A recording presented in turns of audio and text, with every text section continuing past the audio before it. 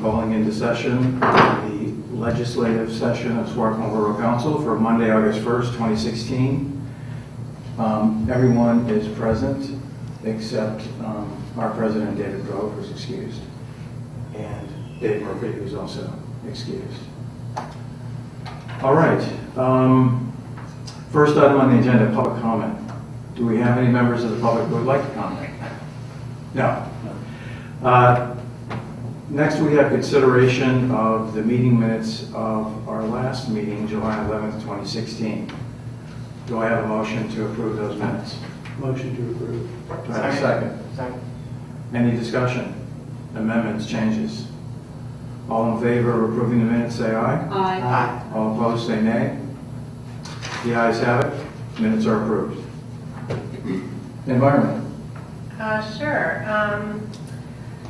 I did want to say that in case anyone has noticed that a lot of trees have been cut down by Henderson Field, the big trees that are on the edge by Riverview, they were diseased, and so the tree committee and SRA and school district and EAC and whoever, there's an effort to figure out what kind of trees to plant next.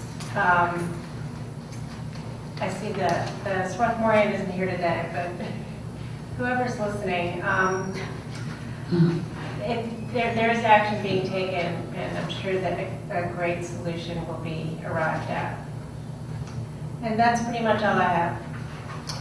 Will your committee be meeting? No, we will not. I'd just like to add, if anybody has a minute to go by Little Concrete Park, there's yet another completed Eagle Scout project of new picnic benches and benches, sitting benches at the park by John Crawford, not related to the Crawford who just walked into the meeting, and they're really fabulous. So hopefully we'll get a chance to thank him at a meeting for the watch.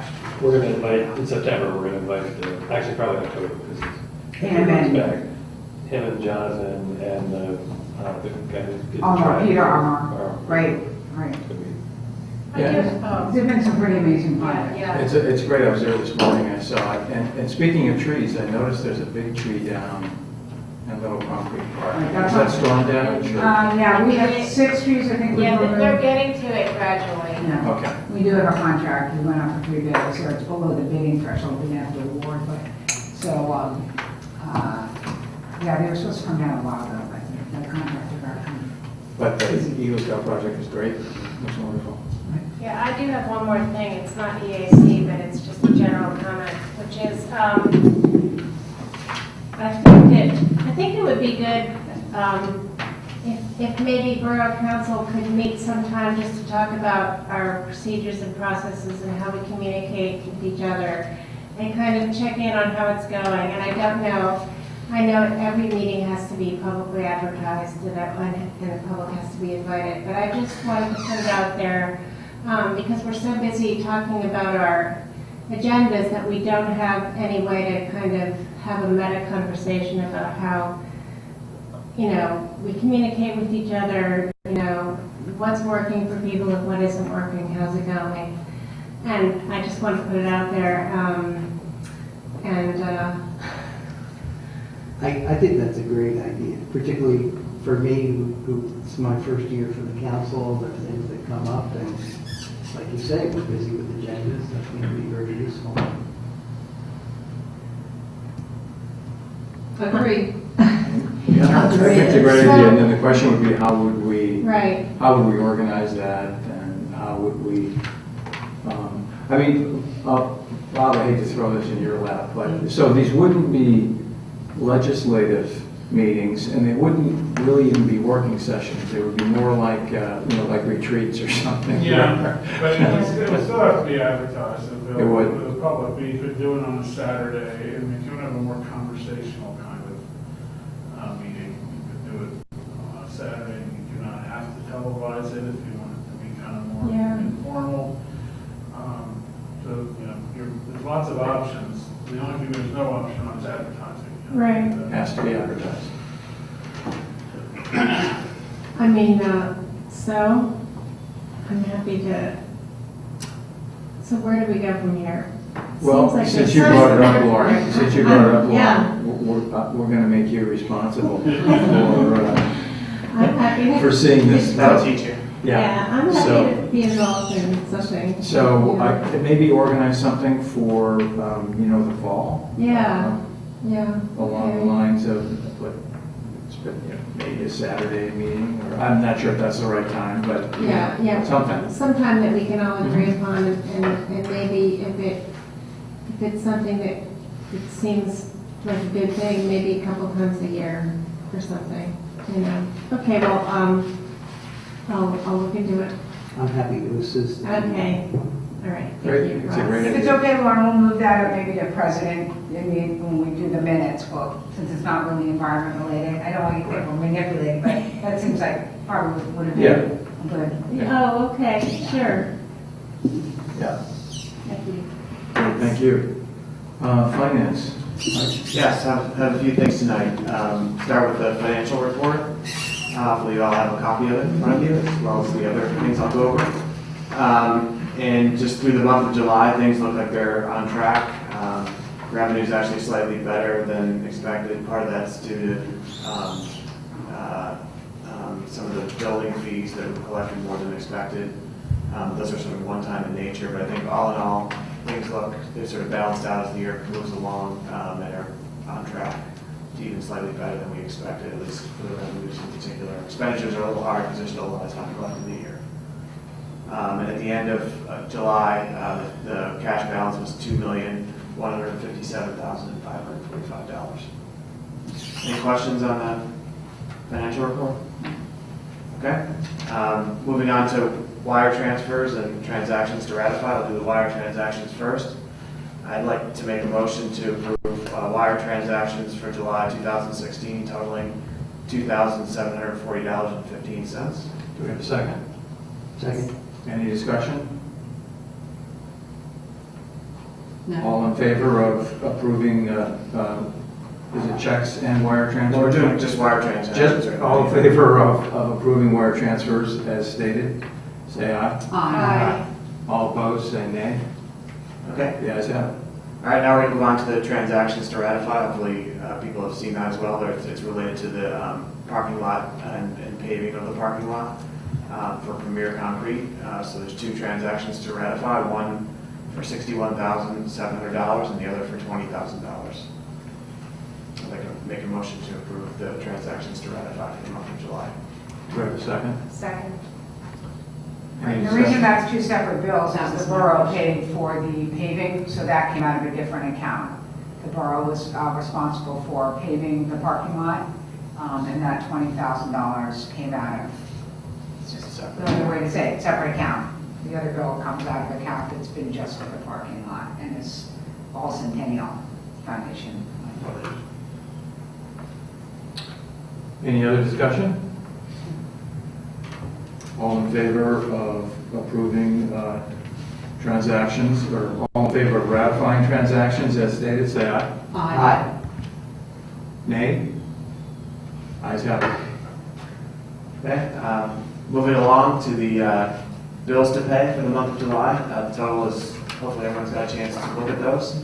The total is $163,963.79. I'd like to make a motion to approve the checks for the month of July 2016. Do we have a second? Second. Any discussion? All in favor of approving the checks for July 2016, say aye. Aye. Any opposed? Approved. Okay, thank you. Okay, and moving along to my final portion, which is a appointment of pension plan advisors. Hopefully, everyone's got a chance to look at the attachment that was sent out under Act 44. So essentially, what we're doing two sessions tonight, which is we're going to have a discussion and then hopefully vote to ratify the change in the same meeting. Because of the combined meetings this month, we can't get it all done tonight. The advertising, everything's been done. It needs to be done. And so the borough has been using Pierce Park for our pension, both of our pension plans. And I would say that they've done a good job. We're very pleased with what they've done. They've been doing it for 8 years, I believe now. It's coming up on 8 years. And we've had various different levels of service from them in terms of what we pay. But I think generally it's been good, and the performance has been, after fees, has been in line with benchmarks. So there was no problem with performance. But we did want to take a look at what some of the other options might be, particularly because their expense ratio is higher than probably we'd like. I mean, given the assets that we have being pretty small. So we wanted to see if there was any other options. We did get 2 other RFPs from both INR Advisors and Vanguard Advisory Services. And both the pension committee and then the finance committee both, and I want to thank both of those committees for spending a lot of time on a lot of material. Looked at all 3 of those plans side by side, and unanimously, both for the pension committee and the finance committee, voted in favor of selecting INR. And the reasons are, there's lots of reasons, there's lots of discussion. I'm happy to have more discussion now if people would like to. But it really came down to the 3 points that are laid out here that made a strong case for INR. The first is the fees. Because INR uses index funds, the fees work out to be about 80 basis points less than Pierce Park, for instance, so that's 0.8%.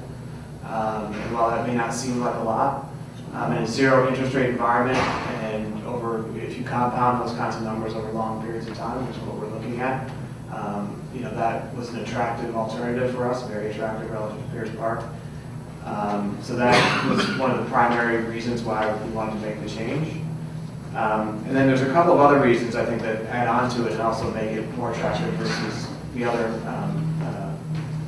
firm we were considering, Vanguard, which is we've got several excellent references from other municipalities similar to our size using INR in terms of service, so we feel like that part is going to be maintained, that we've had good service in Pierce Park, but we can expect as good or better from INR. And then finally, they have INR's client base is very similar to Swarthmore in terms of size. And one of the things that's a little bit unusual about the Pierce Park one is their clients tend to be much bigger. And that's why we end up paying a higher fee, because they scale the fees by the size of the pension plan. And so INR's client list is very similar to ours, and they're very familiar with the kinds of issues that we deal with in terms of whether it's the drop program or a lot of administrative things. So that's going to hopefully lessen the burden on our administrative efforts in terms of managing the pension plan. So those were really there's lots of other issues discussed. Again, a lot of detail, a lot of back and forth. Happy to answer any questions as to some of the other firms or why other things that we talked about. But those were really the 3 things that drove us to the final decision for both the pension committee and the finance committee.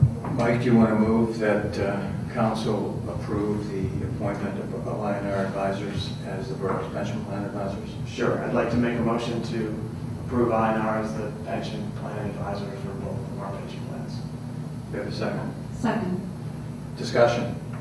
I'd like to offer just a couple of remarks that, number one, I greatly appreciate, Mike, you leading this committee, and we work on a lot of things routinely here, but there were 100+ page financial reports for each of these 3 bidders. We went through them. Dave Cregan was great, and we went through a lot of questions about this, even from the point of why not Vanguard? They're so famous. Why use this other firm? And you really know this industry. You really know the business. I think that the town is very fortunate to have someone of your skill leading this committee, and I really appreciate it. And I fully support this. And this was an exercise that just really, for me, showed. I think it's the right thing to do for the borough. I think that's ultimately. I think that's how both committees felt too. Yes. So. But thank you for the kind words. Yeah, I echo those. It's really true. A lot of work went into it, that's for sure. And it's nice to have someone who really understands it. Yeah. Any other discussion? Thank you. Any other discussion? There was a unanimous recommendation, as Mike mentioned, from both committees, Pension Committee and Finance Committee, and I think that, that it is a good move, responsible move for the borough. If there's no other discussion, let's have a vote. All in favor of approving the appointment of I&R Advisors as the borough's pension plan advisor, say aye. Aye. All opposed? Or any opposed? No one. Okay, carries. Done. Thank you. That's all. We will not be meeting this month for finance. But Jane had a good point, which is that the council also voted to terminate the contract with Pierce Park. There is a 30-day notice requirement, so we'll have to do that as well. All right. Should I make a motion? Yeah. Okay, I'd like to make a motion to terminate the contract with Pierce Park, as just described. Second. Discussion? All in favor, say aye. Aye. Any opposed? Terminated.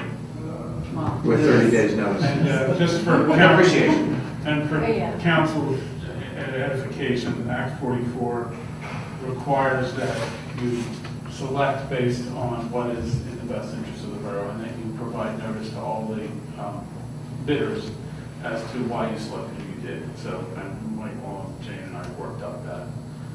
Which is essentially that. Right, essentially what we distributed earlier, and that would be provided to the other two bidders. and put on the website. That's right. Right. So this is something yet to be provided to them. Right, because you need to vote on it first. Okay. Make it official. All right. Anything else? No, that's it. We will not be meeting this month for finance. Ross? Okay, so General Government Committee is not going to meet in August, and we are going to meet in September. And the next meeting is September 19th at 8:30 in the morning. And on that agenda will be consideration of budget items from various groups that request. We had our meeting this past month, and Amber Osborne, who's the director of the library, came in and made a presentation. And with her were two trustees, Mary North and Karen Robinson. They all three of them made an excellent presentation. They went through the history of the library. They went through the financial history of the library. They went through the current needs. And there was a recent survey that some of you may have filled out, and they presented the results of the survey. People who answered the survey extensively valued the library. There were very specific findings, which I'm not going to go into now. But people see it as a great resource. In general, there's a desire for more quiet and collaborative space, more new books and materials, more staff, and a better way to manage sound levels in the library. So the long and short of it was that state funding has been cut and various other things have been cut, and they anticipate coming in and asking for some additional funds in this next cycle. There were no specifics presented at this meeting, just a general presentation. So I don't know if you'd like to add anything to that. No, that's it.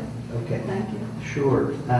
So that is pretty much it. And we're waiting to hear on aging in place, what the action group intends to do and what they want to do.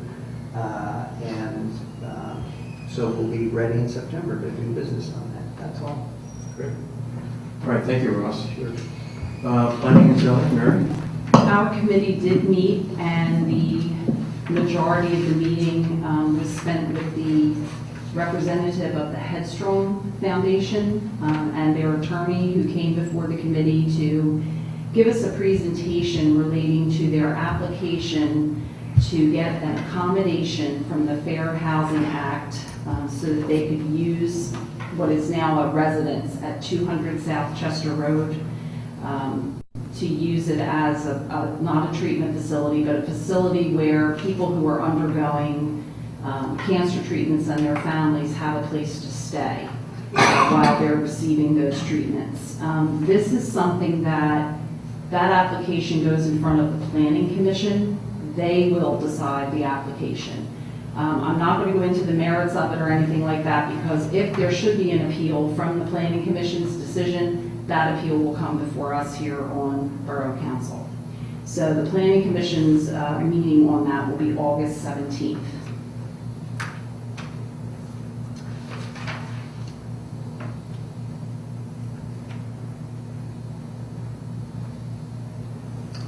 Thanks. You're welcome. Anything else? There was mention that I think the college might want to do some additional land development relating. Right, I actually did, Don Petrosa, the college's attorney, who is, well, I'll speak loudly, I'm fine. In addition to the DEP building, the biology, engineering, psychology building that Mary talked about last month, that will be coming in for preliminary land development in September, the college also plans to submit an application, probably for preliminary and final, for a new structure, the baseball field that kind of, they're calling it a press box. It kind of looks like luxury boxes actually overlooking the field. But Bob and I did talk about it, and the municipality planning code says any new non-residential building requires land development. So the college is planning to send in both. I said, they're going to have to decide that sort of what order they want to take them in. That's a lot for one night before the planning commission. So I'll let the planning commission chair know, and we can figure out what they want to do about that. But we'll be getting materials for both the planning commission and the planning and zoning committee. Will be getting materials for both pretty soon. And we will not be meeting in August, our committee. Great. Next up, public safety, that would be me. And the committee met. We talked about a lot of things, but the first thing I want to mention is consideration of the memorandum of understanding between Swarthmore Borough and Swarthmore College. We finally came up with a final draft. And it was included in the materials that Jane sent around, so anyone who needed to look at it one more time, I hope you had the opportunity to do that, and you did so. So at this point, I move that council approve the memorandum of understanding between Swarthmore Borough and Swarthmore College. And just to clarify, this MOU is with respect to public safety issues. In other words, we're talking about the police department of the borough of Swarthmore and the public safety department of Swarthmore College. I move. Do we have a second? Second. Any discussion? If there's no discussion, let's take a vote then. All in favor say aye. Aye. Any opposed? The motion carries, and council's approved the memo. All right. Next thing on the agenda is just a committee report. I'll summarize. We had kind of a lengthy meeting, actually. We talked about a number of different things, including the MOU.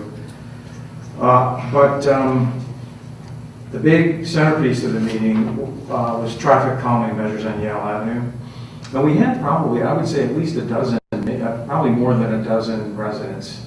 I'd say 25. 25, yeah. So it was pretty full. Residents at Yale Avenue who came in to listen and to participate in the meeting. And Joe Mastronardi, the borough engineer, presented his report, because if you remember, probably don't, but this had come up earlier in the year, and we commissioned a report then from the borough engineer. So he looked into it and came up with a bunch of possible ways of calming traffic on Yale Avenue. And the residents themselves had their own ideas and also had comments upon the ideas that Joe presented. Joe had a PowerPoint and was able to show schematics and that sort of thing. Bottom line is that we're going to do one thing right away if we haven't already done it, and that's buy another one of those digital "This is your speed" sign. The borough already has one, and we're going to buy a second for about $2,000. Is that right, Jane? Mm-hmm. And that will give us a little more flexibility than we can certainly have one on Yale, and then we've got another one that we can move around. We can move both around, obviously, but that's something we can kind of do immediately. They seem to have an effect. Then, as far as the calming measures that the borough engineer proposed, I think probably the favorite one was the idea of putting in bump outs at Dickinson Avenue, and also some crossing aids, so that the bump outs have a twofold function. One is to slow traffic because you see the road narrowing in front of your eyes. as you would get to Dickinson Avenue. And the other thing is, it makes the actual crossing shorter. And so you can also put up crossing signs, yield to pedestrians and crosswalk, those things that we've seen, and other measures like that. That is a more expensive option, obviously, than just buying a sign or other signage possibilities. But that seemed to be one that a lot of people liked. And then there are other options that Joe presented. I mean, it's hard to, without having his graphics here, it's kind of hard to envision some of them. But some of them involve painting and signage. Another thing that people seem to like were what I think are called speed cushions. Sometimes people call them speed pillows, right, Jane? But I think they're technically speed cushions. And so these are kind of temporary speed bumps that you can actually bolt down, to the pavement, and they can be moved. They're not like the macadam or other sorts of ones that are more or less permanent. They're not like speed tables that rise like this and then have a flat top, which you'll see sometimes at intersections. But these are things you could put in the middle of the road. And the thought there was somewhere between Dickinson and Swarthmore Avenue, that slow cars down as they come down that hill by Little Crunkey Creek Park and start to come up. So that's another thing under consideration. Joe gave some estimate. I mean, we haven't actually priced any of these things, with hard numbers, but Joe gave some kind of ballpark estimates of what these things would cost. And based upon some of the comments we heard at the meeting, he's going to come up with a final report and narrow down and solidify some of these recommendations. And PennDOT recommends that before we actually do anything, we share what we decided to do or think we might do with the residents themselves. So that, I think would be kind of another step in the process to see how, because, they do have, some people might prefer one thing over another, and they do have collateral effects and whatnot. So that, it was a very long meeting. It was more than 2 hours, 2 hours and 10 minutes. And that was most of it. That was like 90% of the meeting. So very thorough discussion of traffic calming measures on Yale Avenue. And, we were talking principally about the stretch of Yale between Swarthmore Avenue and Park Avenue. And really Dickinson and Vassar. But let's take it up to Park where there's a 4-way stop. There are people who live down at the other end of Yale Avenue towards Chester Road. Not as many came to this meeting, but who are equally concerned about speed and disregard of pedestrians crossing, trying to get across the street, and that sort of thing. So, we may not have heard the last of any of this. I mean, this is an issue I know that council is probably going to have to deal with intermittently, and we're going to have to figure out, too, make some hard choices. Probably a lot of people in the borough would like to have speed bumps and stop signs on their street, because nobody likes cars going fast down their street.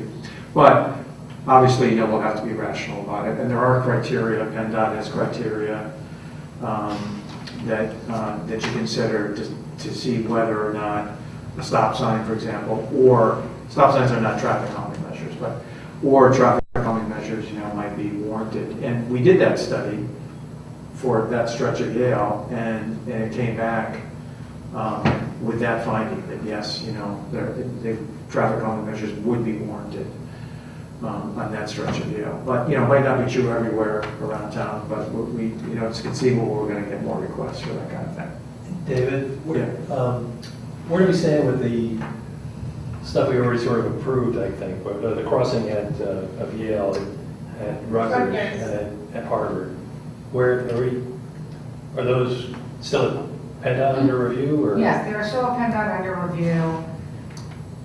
My last conversation with them about 3 weeks ago, there doesn't seem to be anything else holding it up. It's now a very long bid process, so nothing has changed in that. Those will all go through as were originally planned, probably early next year. So And none of these are where this is. It's a different location. no, I understand that, but it's still on Yale Avenue, but it's a different spot on Yale. Right. And it sounds like what what Joe is recommending is very similar to what is being Not proposed, really. right? No? No Well, pedestrian, It's- no. The bump outs, The bump I outs. mean, Yeah, but yeah, those are really part, they wouldn't be going in without the pedestrian crossing device. right, So, and there's no pedestrian crossing device Oh. with Right. Joe's okay, on this stretch of Yale. Right, all right. right. But it's still a curve that extends out into the. Not as much as he's talking Not about, much. it's pretty small. His bump out's really tiny, yeah. The ones that Joe's talking about, tiny? No. Or the other ones that- Right. The ones that Joe's talking about at Dickinson are, Narrow. I don't know how, they're fairly Yeah, wide. yeah, they're, yeah. Yeah, they're not- yeah. They're enough to Take away the whole take up, road. well, it takes away the bike lane is what it does. Yeah. Which is a collateral, you know, Yeah. every time you do something, right? Yeah, I mean, it does take away the bike lane, which means people, cyclists would have to kind of slow and, you know, go around it.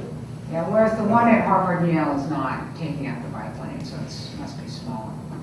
He called it a chute, it like creates Mhm. Yeah. a chute, like it Yeah. comes in and then really creates a narrow passage. Yeah, I'm familiar with those. Sometimes they do those and they still leave a bike lane over on the side. You know, it's another- Yeah, you have to like cut it through or something. Yeah, cut it I through guess. the Yeah, bump. well, I guess, you know, we didn't consider that. Maybe that's possible, I don't know. I mean, there's the one that the Philadelphia's doing up on Spring Garden Street is like that. Is that really? So you have like a bump out and the bike lane, The bike there's a lane cut through for the yeah. bikes? So it separates the bikes from the. Right. from the- Well, I'd be in favor of that if it could be done. Because that's a fairly major bike route. Yeah, it is. Yes, Yeah, it is. It is. Yes. It's the bicyclist Baltimore Pike. It's part of that Right. system to get, you know, from the burbs into Philadelphia. Yeah. Yeah.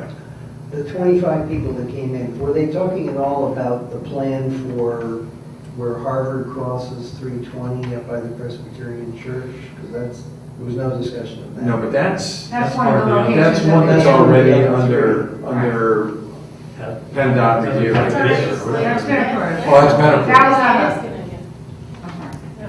no, that will have a pedestrian crossing. That Yeah. was one of the three that's going in under the grant. But the citizens that came in, they were limiting themselves to Yale. Dickinson, Yale. It was Yale. But not the Rutgers or the Harvard part of Yale. There was a couple actually from the Cornell part of Yale. And they made a very valid point, because I've noticed it myself, which is that trying to cross Yale, you know, during busy times of day when there's a lot of traffic at Cornell, it's very difficult. Yes. Very difficult. I mean, the cars are flying through there, or they're seemingly flying, maybe they're not, but they seem like it.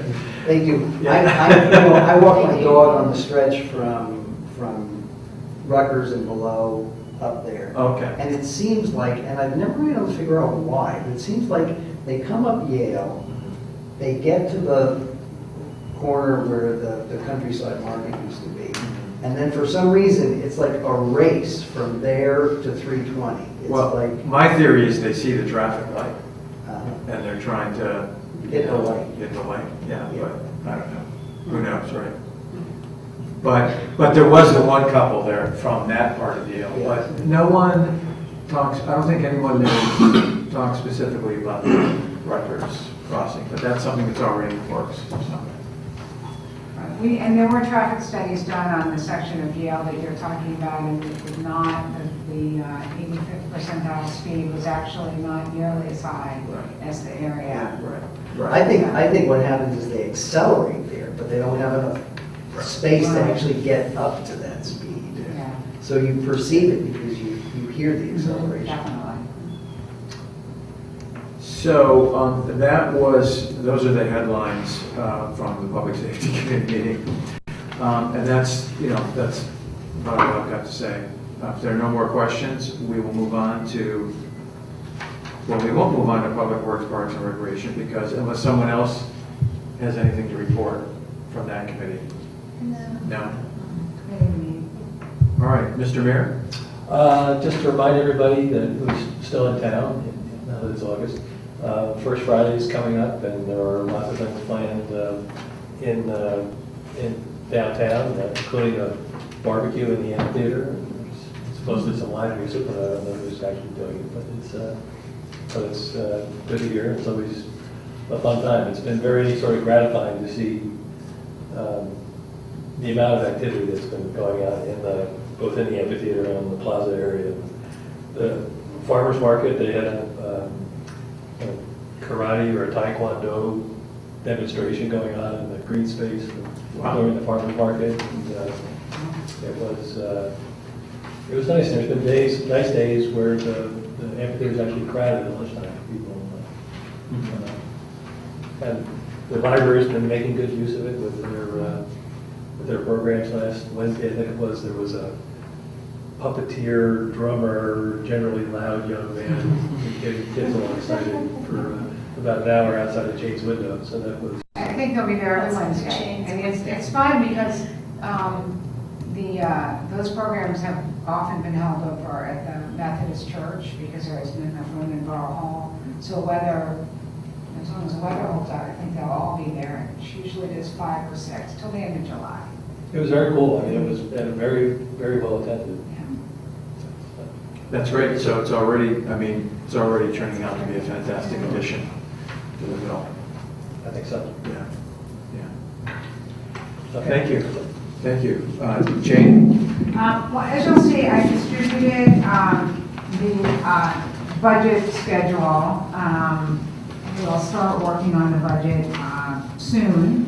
And in September, the major thing that happens is committees that have more budget impact will start meeting with both the local community groups that depend or at least ask council for some of their funding, as well as some department heads. So the chief will usually meet with the public safety committee once he puts his budget together, and the public works will meet with the public works committee to talk about their budget.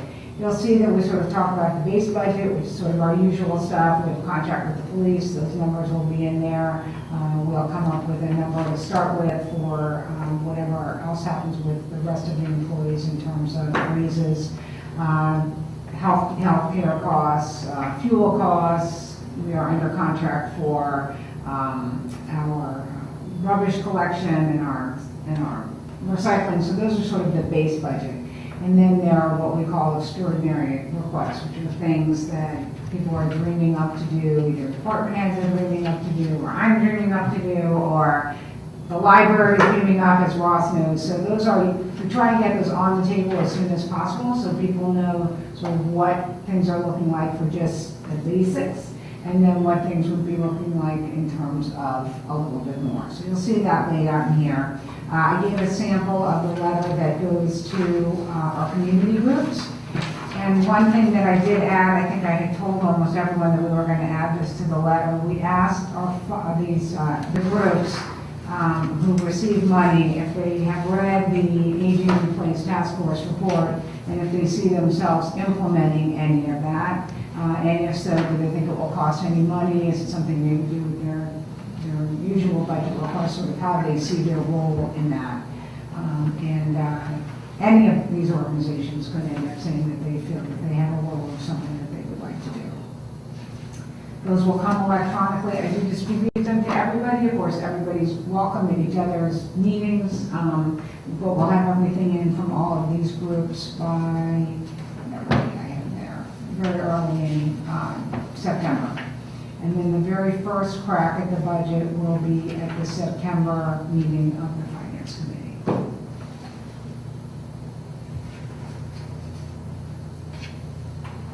Any questions? So for me, again, what was relevant for me as a new person is that they get their letters back to you by September 8th, and then the next meeting for general government, where we will have that information in hand, would be September 19th. So that's an important meeting for us because we'll actually have their requests at that point.